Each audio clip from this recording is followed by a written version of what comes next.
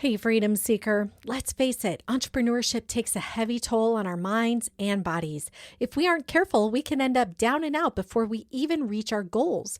When I interviewed Carl Pradelli, the founder of Nature City, I knew I wanted to share his brand with you. Carl is meticulous about sourcing honest, quality ingredients. Unlike many big name supplement companies that cut corners to save costs, Nature City has never wavered from offering the highest quality possible.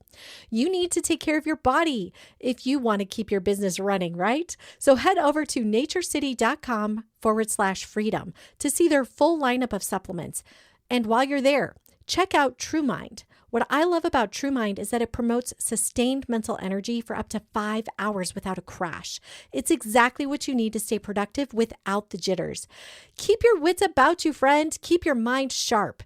Go to naturecity.com/freedom and get 15% off your order today. That's naturecity.com/freedom.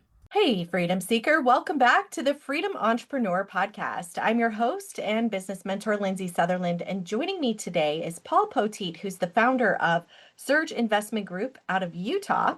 And we're going to talk today about the power of finding secondary markets. Now, why is this relevant to you? I'm going to let Paul introduce himself here in just a moment, but dear listener, I always want to tell you what you want to stick around for. And sometimes, what's interesting in marketing, they often say you want to find an ancillary vein, right? Something sort of just offshot to what you think you're trying to go for. And that's kind of the secret here in the sauce that we're talking about today. So Paul's going to explain a little bit more about that. So welcome to the show. Thanks for joining us. Don't miss an episode. Subscribe to this show on whatever podcast player you prefer and follow me on Facebook and Instagram. Thank you for having me, Lindsay. I'm excited to have this discussion today. Yeah, it's my pleasure. I always look for creative entrepreneurs who have found a way. They're my favorite. They're favorite ones. Can you just kick it off a little bit? Tell us a little bit about yourself. How did you come into this space? And, just share a little bit about who you are. Yeah, absolutely. So Surge Investment Group is my company. We were a multifamily developer. We currently own about 400 units, which we built. Have several other development projects in the works. But I started right out of college. I studied entrepreneurship. I knew I wanted to own a business. I had no clue what that business was going to be.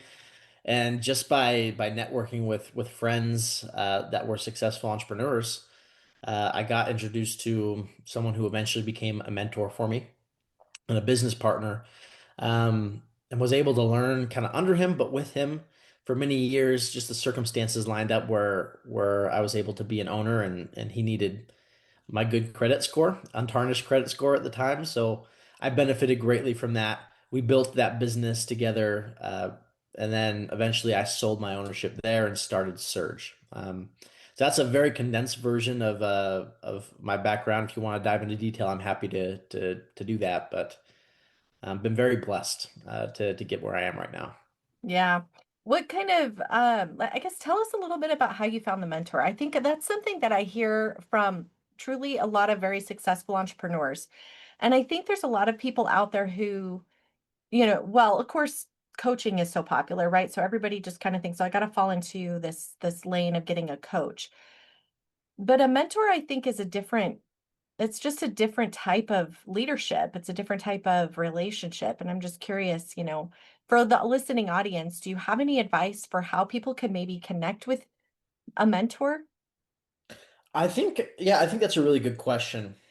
I'm gonna try and do the answer justice, but I think with most things in life, if your sole purpose is to seek for something, sometimes it can be elusive and hard to find.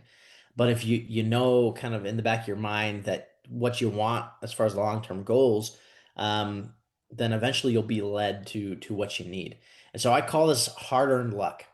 And that I knew that I wanted to do something with my life. I knew that I wanted to run a business.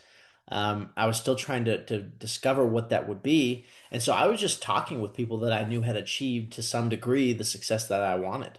And then having those conversations, um, I was meeting with my best friend's father-in-law, who has a successful business in Utah County, Utah. And just I mentioned the word real estate. I didn't know what that meant. to me, real estate was buying a house and renting it out. That's all I'd ever learned about real estate. And it just so happened that he had talked with Mike, the guy that I ended up being partners with, a couple weeks prior to that conversation. So that was fresh in his mind. He then said, "Hey, I think you should meet this guy." I went to some educational courses that guy hosted, and I just got involved. I started learning. I asked him a lot of questions, and eventually he saw my ambition, some of my skill set, how that could benefit him, and he invited me to come into his business. And so it's not because I was searching for a mentor, it's because I was searching to learn, Mm. and to learn from whatever sources I could. And eventually things lined up where I found what I needed, even though maybe I didn't know that I needed it. When he Yes. first offered for me to be an employee and to come work with him, uh, I wasn't interested. I was like, no, I'm gonna have my own business. Why would I work for somebody else? So I told him no, but I continued to ask him questions and just ask for advice. And then eventually we worked out something where I came in and was an employee, but I also got a percentage of the profits that I brought in. So it was kind of a middle ground there. Hmm. I don't know if that answers your question, It but does. Well, I'm also coming from the place that I've talked to a lot of, high level entrepreneurs that have described very similar situations. And I see a through line. So just for the listening audience, I'll elaborate because it's something I see it's kind of like, I sometimes feel like Napoleon Hill, where I get to interview, entrepreneurs who've been successful, and I see these I guess you'd say a through line, something that consistently is happening in their life. And this word ambition comes up, just this general curiosity, this ambition, this drive. It doesn't always have a clear path forward yet, but it's just kind of like that, knowing that passion, it leads you right down this path. And often there's usually a, we'll say, senior advisor, so to speak, somebody who's in that role who sees that ambition and chooses to nurture it. But it took that person showing up. It took that person being willing to ask questions and be vulnerable and show that they were willing to learn despite, maybe not knowing everything yet. And I think that's the thing that holds people a lot up, is just that we get caught up in our own head. It's funny, Paul, I was just talking to my son. This conversation's reminding me of him. He's 13 and he's in 8th grade. So he wants to do this, he's got to do this shadow thing, right? And the school wants him to shadow a regular W-2 job, but he wants to be a real estate investor. And I said to him, I said, well, I know a lot of real estate investors. I'm sure I can connect you with somebody who's willing to let you shadow. And it worked out. We found a guy down in, because it has to be local. So we found somebody local. And of course he was so generous. He's like, bring him down to this meetup. We'll highlight him. All the guy's name is Trevor. He said all of the old timers love it when we get new people in the room, especially kids that are interested. They love to just kind of nurture them. And it's easier, of course, when you're a young person because you have no preconceived notions, right? We're just innocent and showing up. But my son specifically said, "What would I do?" Because I told him, I said, "I want you to ask questions. Don't be shy. Like, talk to people. Be willing to get their phone number. Like, show interest and ambition." I've seen enough of this conversation to be able to say, but he said that exact thing. But how do I do that? How do I show that ambition? Like, what does that look like? He doesn't want to intrude on them, right? That's where we hold ourselves back. So I just yeah. think it's so interesting. It's just a really interesting I point of a conversation, and I think it's a valuable one because really there comes a time, and I'm sure you understand, like there comes a time in life where it's no longer just about the money. It's about the impact. It's about the giving back. It's about nurturing the next level of people. And you were gracious. You luckily found that kind of human who was willing to nurture you in that time. Absolutely. Yeah, I just piggyback with what you're saying. I think we do hold ourselves back in a lot of ways. And I think life does that to us naturally. But I've noticed I'm still young. I'm 32, about to turn 33 here in a month. And but I can also look back over the last 10 years in my journey. And if I were to put myself today in that same position, I don't know that I would have had that same opportunity just because I would have been more cautious, right? Mm-hmm. And so there's something to be said. Obviously, anybody can be successful and to go do something at any age, but there's something to be said about having that young ambition, If any of your listeners are younger, that's the time to really just go for it. You have nothing to lose. True, 100%. So when you got started, you launched your company. What were some of the challenges that you ran across? Maybe and overcame, right? Because you're still kicking, you're still going. We all have challenges. I don't think overcame is the right word. I think overcoming is probably the more appropriate word. But that's the thing. Everybody, you read books, biographies, you talk to entrepreneurs, everybody's going to say the same thing, and that is, it's really, really hard. Like the path of an entrepreneur is not for everybody, but when you're a young, ambitious, wannabe entrepreneur, that's like one of those things that goes in one ear and out the other. You don't like, yeah, okay, I understand it's hard, but you can't fully understand what that means until you live through it. And then you start living through it, you're like, oh, like this is what everybody means. It actually is really hard. I've had many times where I felt like, is this right for me? Is this do I actually want to be doing this? Should I go get a job? I don't know. And I've had opposite times where everything's going incredibly well, and I know that this is my calling in life. And those ups and downs, it's just part of the journey. And I think that as an entrepreneur, the success doesn't come because you're having success all the time. Success comes because you're willing to endure, and you're willing to stick it out even when things don't seem like they're going well.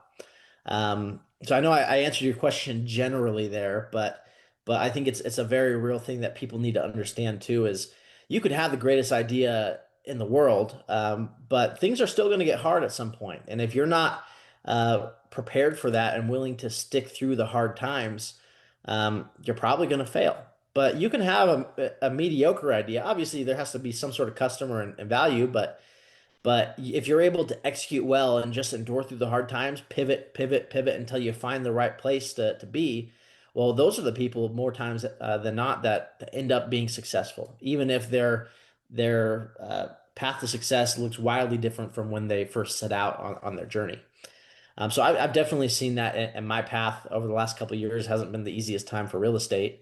I've had to really to put in a lot of work to hold on to my assets, and to make sure that the financing in particular doesn't put us under, given that we did a lot of deals that were on the higher end of the leverage scale. But luckily, we've had enough to be able to get what we needed to done to survive. Mm-hmm. Yeah, it definitely goes in waves in real estate. I mean, all business does, but for sure it's more obvious in real estate. I think it seems like a very, I don't know, you can almost like tell the path of the economy based on the real estate market. Um, so how does that, let's little bit divest into strategy. I mean, how did that work for you as far as I have two questions specifically for you as a real estate entrepreneur. Number one is, how do you do it virtually or remotely? I mean, a lot of people are hearing about this online real estate investing, and you see a lot of these guys out there saying like, "Oh, it's so easy. I do it all from." I see this ad that pops up all the time, how he flips land from his laptop, and it just looks like, oh, this is such a cake job. And we all know there's there's Yeah. real truth behind there's an actual truth behind that that's not being revealed in the ad. So curious how that kind of works for you. And then if you can lean into, your strategy to doing ancillary markets and kind of elaborate on that. Yeah. Yeah, I think these are both things that I've arrived to over time. It's not necessarily how we start out. I lived up in the Salt Lake area when I started in real estate, and we were doing deals primarily in the Salt Lake area. And so for me, it was local, and that's just how we were. Now, at some point, we went through COVID, and that changed how business was done. And I think being a younger guy like myself, I wasn't set in kind of the old ways of how things have always been done, and so it's easy for me to adopt a new way of doing things. So let me explain what I mean by that. For example, as a developer, if you buy a property, you're going to more often than not have to take that property through a city approval process, which includes going to meetings with staff, planning commission, city council, all those things. You have to be there in person. And so, at least before COVID, you did.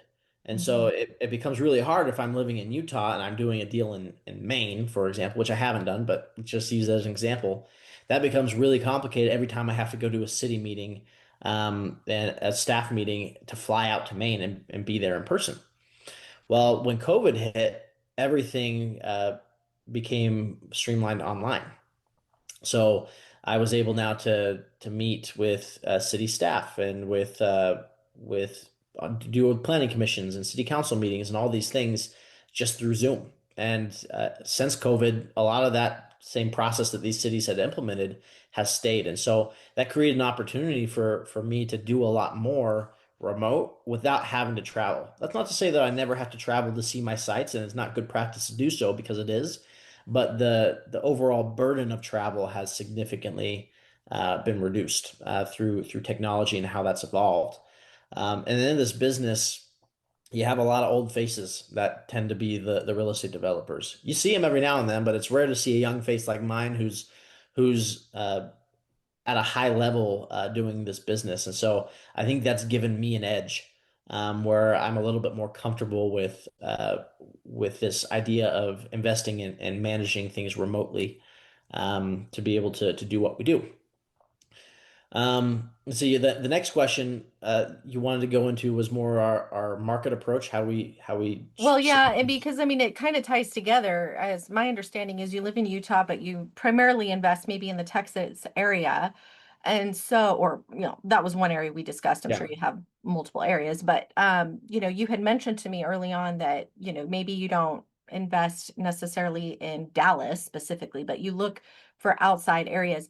And I think as a business strategy in general, though, this is very effective because and I'll let you explain your strategy and how it relates in real estate because I think I can take it and turn it more into an online approach as well to just general business. It's a strategy that works in a lot of cases. Sure. So let's use where I live, for example. I live in Utah, but I live in St. George, Utah, which for those unfamiliar with it is a town about 150,000 people. It's at the very literally my neighborhood here is on the Arizona border. So it's not Salt Lake. It's very close to Las Vegas. So it's a smaller town. In a town like this, who has developed most of this city? It's rare to have large institutional foreign capital come and invest because most of those sources look for the big cities. So most of the people that develop a town like this are going to be your local developers, the good old boys club, people that have been here, their families are from here, they've made their money here. That's who's building up these local communities. And there's some benefits to doing that, but there are towns like this all over America. And most of the time, when you have the same group of people who are doing business in an area, there are opportunities that old guard is overlooking. An example of this would be in Waco. Waco, Texas is one of the markets where I invest in. Um, Oftentimes you'll have certain pockets of a town that just historically, for one reason or another, have been overlooked. Sometimes it might be because, 20 years ago there was a lot of crime issues in that area, or, something happened in that area that just makes it a little bit less favorable. Well, things change over time. And so when you have a fresh set of eyes coming into a market like this, um, then we find opportunity. We find opportunity in areas that have been underserved and underdeveloped. We like to make sure that there's not still high crime, there's not still issues that historically have made it become a less desirable area, but there's plenty of areas that have since started to change, and just the local perception and local investors haven't caught on to that yet. So Mhm. that's kind of my niche. I find secondary markets in America that can benefit from and create opportunities through a fresh set of eyes, have ample zoning opportunity because a lot of these secondary markets are underserved with housing. They tend to provide more zoning to permit what I want to do, and there's a lot less institutional, large scale capital coming into these markets, and so I have less competition, while still being able to meet an unmet demand and make a good profit on these deals. When you're in that situation, like how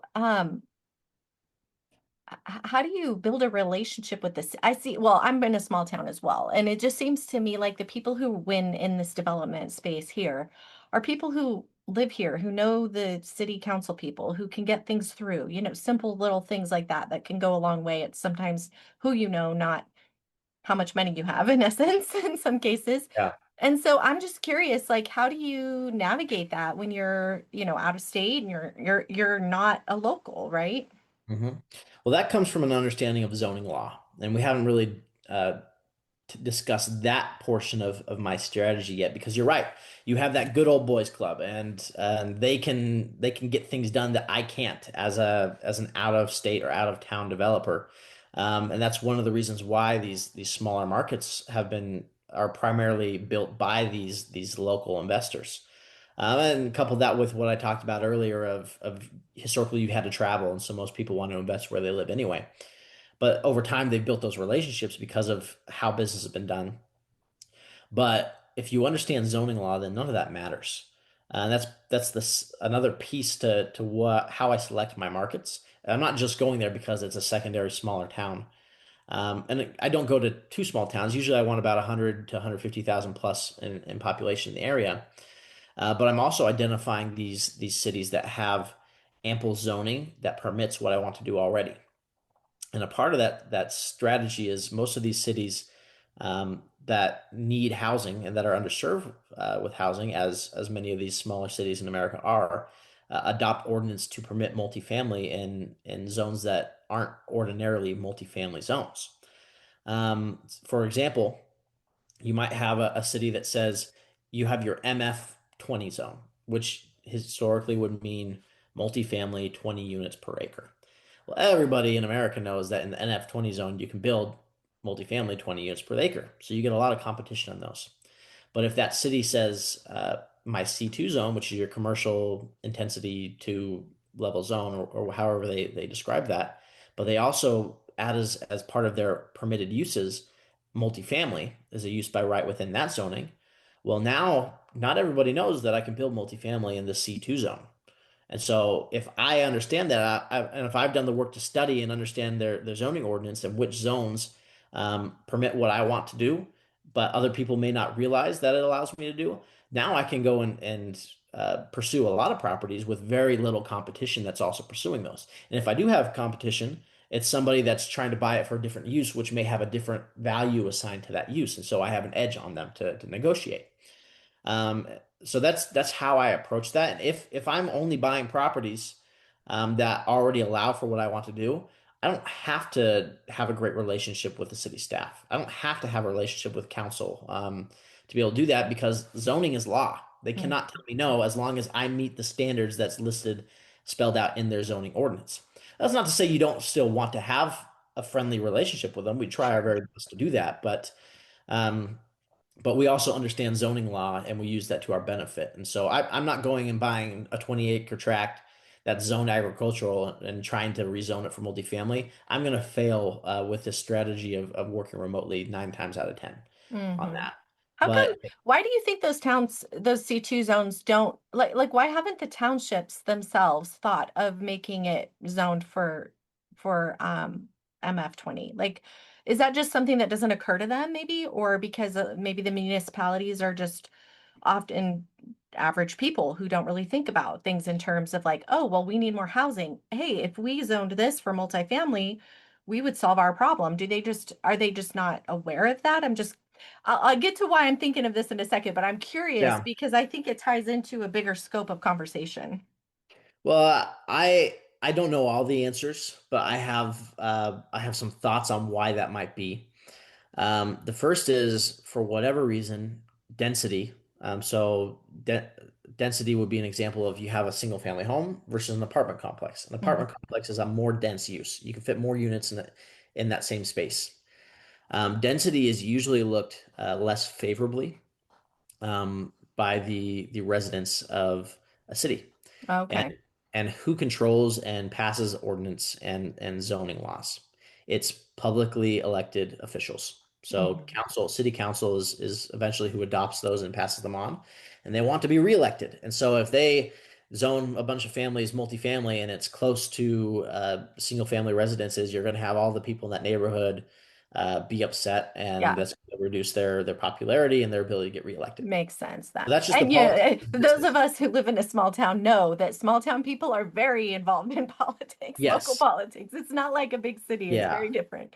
But Yeah, if that you makes have sense. commercially zoned property, it's oftentimes that's the most plentiful zoning in a city. That's zoning that will bring in uses that generate tax revenue. So Okay. commercial properties bring a lot of tax revenue.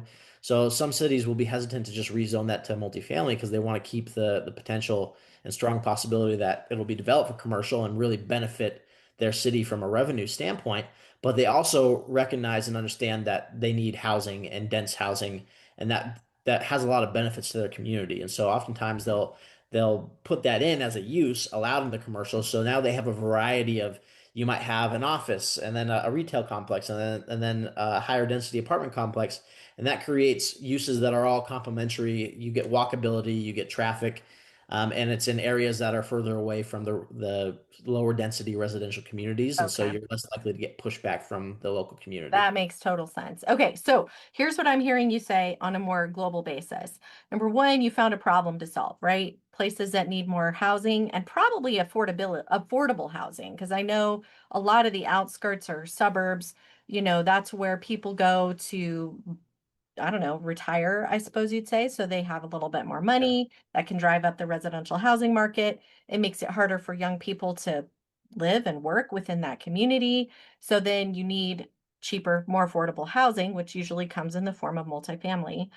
So you found a problem to solve. And then the second is you found who is it a win for and what parameters can you work within that area to serve everybody. Like it's a win-win for everybody. You've got a win-win for the municipalities, for the community, on all scales. Like it sounds like a really it's a good solution oriented strategy, I think, is what I'm trying to say. And the same can be applied to any business. I mean, essentially, when you solve a problem, sometimes it can make sense to go directly to the person who needs it. But the fact of the matter is, a lot of times people want to buy, but they don't want to be sold to. And so when you can approach it just in an offshoot. So let me give a more clear example for the listening audience. We build systems and automations for coaches, course creators, online service professionals who want a digital product. Can we market to them directly? Yes. Is that market saturated? Yes. But what I find is very valuable is when we talk to bookkeepers and, accountants and people who really understand the mess that's going on in a business, they're very happy to refer us because, we're solving a problem that's a win-win for multiple people. We get that trust factor, that relationship kind of passes on, and ultimately it helps everybody. And it's just coming at it from a little bit different angle. And so I just wanted to kind of verbalize that because I think that's something that a lot of times people overlook. We're so focused to go directly, to the avatar. We got to figure out who we're targeting, who we're going to do this for, et cetera. And not to say we shouldn't, we should definitely be optimized for that. But if you're going to set up a joint venture approach or a relationship building approach and kind of come at it just slightly off kilter, so to speak, you can often be even more successful in that vein. And that's what you've shown. absolutely. Yeah. Absolutely. I think one example that comes to mind um, is a property I built in Waco itself. It's a town just north of Waco called Lacey Lakeview, and this is an example of one of those areas that's just been overlooked. You have the Brazos River, which is just north of their downtown and Baylor University, and you have this whole section that's to the north there with a lot of people and a lot of employment, especially that's up in that area. But over the last 20 years to 30 years, there's been no new multifamily complex built in this area. And so we came in and we built 214 units there right on the freeway. And we didn't really have to market. That was the most successful lease up that our property manager, which is a large one in the state of Texas, had ever had in the state of Texas during a time where everywhere else in the country it was record low lease rates. And the reason why we were able to do that is not because we had a better marketing strategy. It's because we selected an area where people needed they needed housing, and we provided a good product, and we let them come to us because we knew that the need was going to be there for the right person. Mm-hmm. That's lovely. I love that. Well, this has been a very, I think, helpful, informative episode. Where would people like? Can people connect with you? What services what are you looking for, and how can the audience serve you if it makes sense? Sure.